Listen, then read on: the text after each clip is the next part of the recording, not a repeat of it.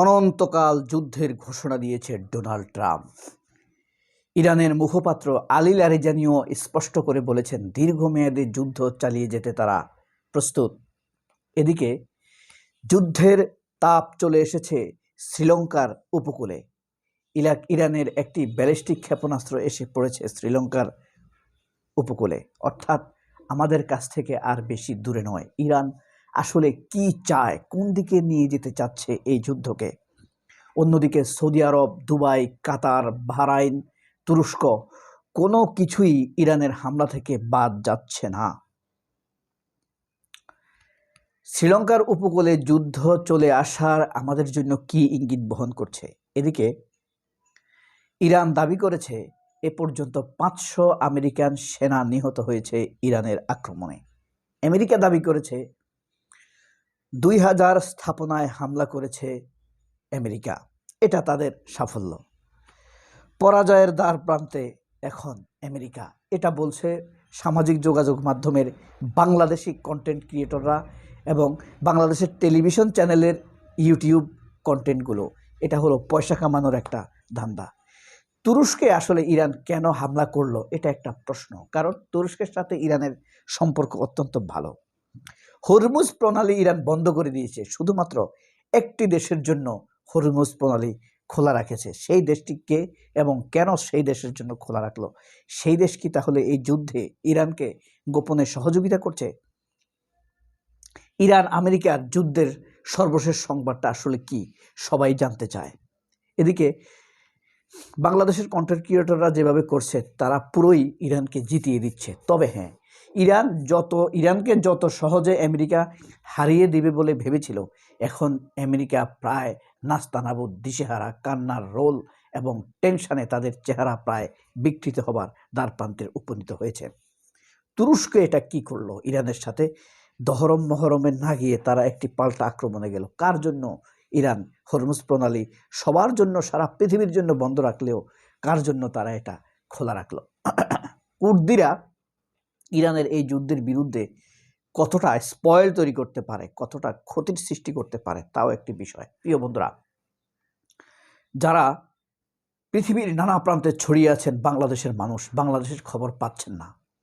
তুরস্কের খবর বা ইরান আমেরিকার যুদ্ধের খবর পাচ্ছেন, তবে সংঘবদ্ধ নয়, তথ্যগুলো তারা একত্রিত করে পাচ্ছেন না।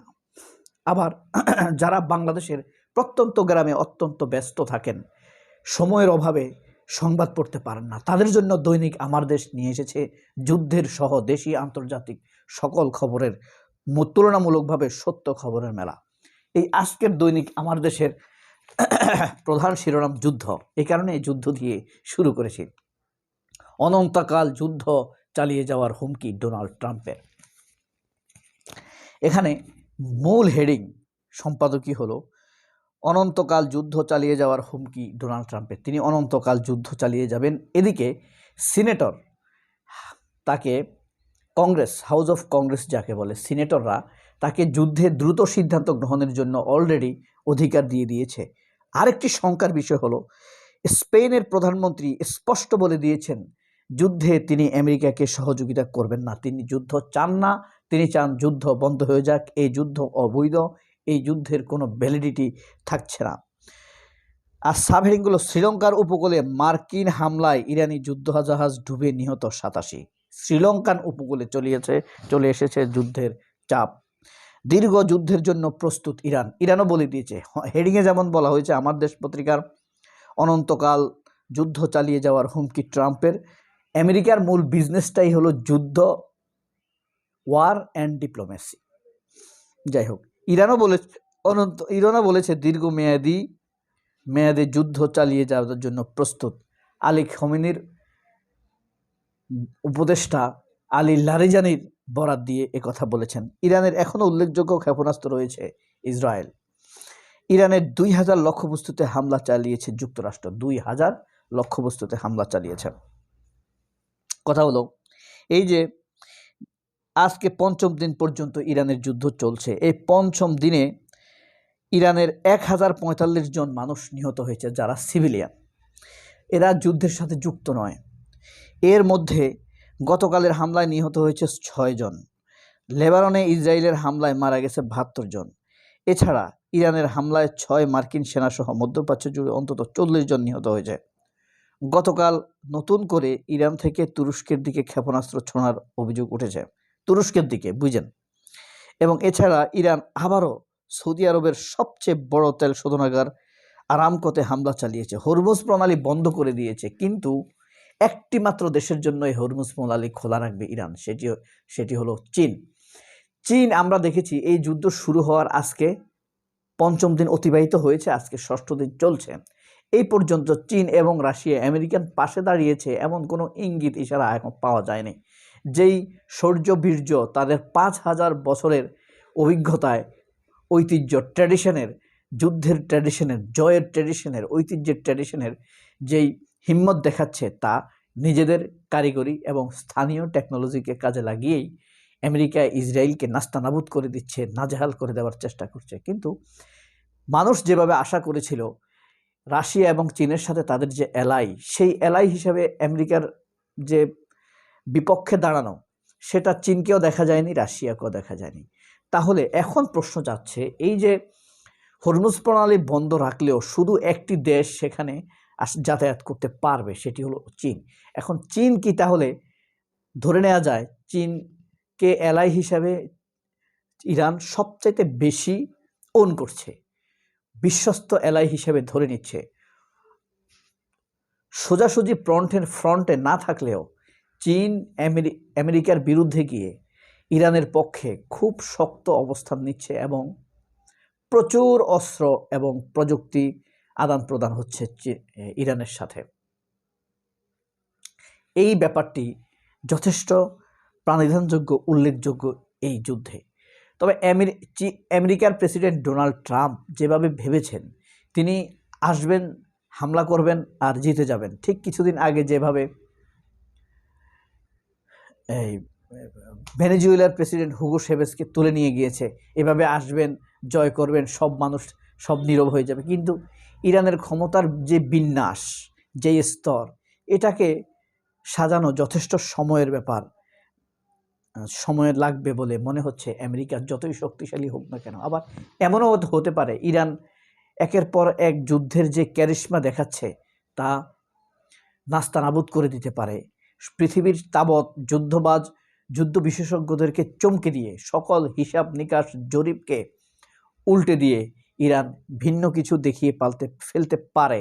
গত অন্তত 5 দিন অতিক্রান্ত হলেও আজকে 6ষ্ঠ দিন, গত 3 দিনের ইরানের যেই শৌর্যবীর্য দেখা যাচ্ছে যুদ্ধের ক্ষেত্রে, তাতে মনে হচ্ছে খুব দ্রুতই ইরান যুদ্ধের ড্রাইভিং সিটে চলে যাবে এবং আমেরিকা হয়তোবা বলবে, যুদ্ধবিরতির আহ্বান জানাতেও পারে।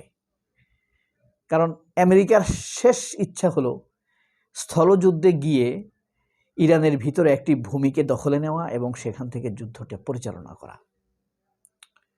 এটা যদি আগামী 10 দিনের মধ্যে আমেরিকা না পারে, তাহলে আমেরিকার যুদ্ধ ব্যয় স্বাভাবিকভাবে কয়েক গুণ বেড়ে যাবে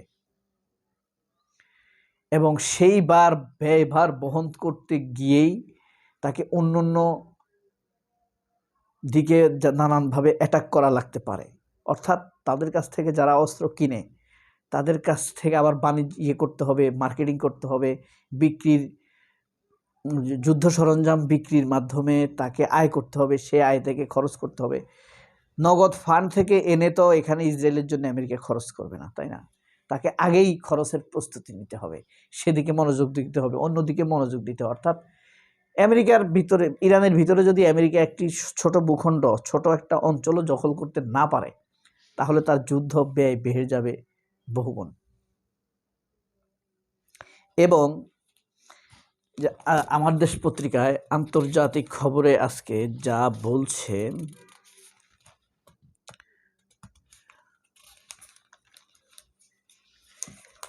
দেখেন, সব কিছুর দাম বাড়বে আমাদের। এই গ্যাসের দাম বেড়ে যেতে পারে, বিদ্যুতের দাম বেড়ে যেতে পারে, তেলের দাম তো বাড়বেই। পরিবহনের, কাঠমান্ডু ছেড়েছে 8 লাখ মানুষ। ইরান যুদ্ধে কোন দেশের হতাহত হয়েছে কতজন? ইউরোপের গ্যাসের দাম 1 লাফে দ্বিগুণ। খামেনি হত্যার প্রতিবাদ না করায় তীরবিদ্ধ মোদি। ইরানে হামলা আন্তর্জাতিক আইনের লঙ্ঘন, কানাডার প্রধানমন্ত্রী বললেন। মোটামুটিভাবে আমেরিকা যাদের কাছে আশা করেছে তারাও যে আমেরিকার পক্ষ নিয়েছে তা নয়, নীতিনৈতিকতা দেখানোর জন্য হলেও কিছু বলতে হচ্ছে। সবাই অনেক ভালো থাকবেন, যুদ্ধ বন্ধ হোক, আহত শিশুদের জন্য দোয়া করবেন, পৃথিবীর সব শিশুরা নিরাপদে থাকুক, সব যুদ্ধ থেমে যাক। যুদ্ধ মানেই মৃত্যু, যুদ্ধ মানেই রক্ত। সবাই অনেক ভালো থাকবেন। আল্লাহ পৃথিবীকে সকল বারুদ অস্ত্র ফুল হয়ে ফুটিয়ে দিক, মানুষের মনে চাঞ্চল্য তৈরি হোক। যে পরিবারের যত সদস্য হারিয়েছে আল্লাহ যেন সেই পরিবারের দুঃখকে ভুলিয়ে দিতে সহযোগিতা করে। সবাই আমার মেয়ের জন্য দোয়া করবেন, আল্লাহ যেন শিফায়ে নূর তোহাকে জান্নাত দান করে। আল্লাহ হাফেজ, আসসালামু আলাইকুম।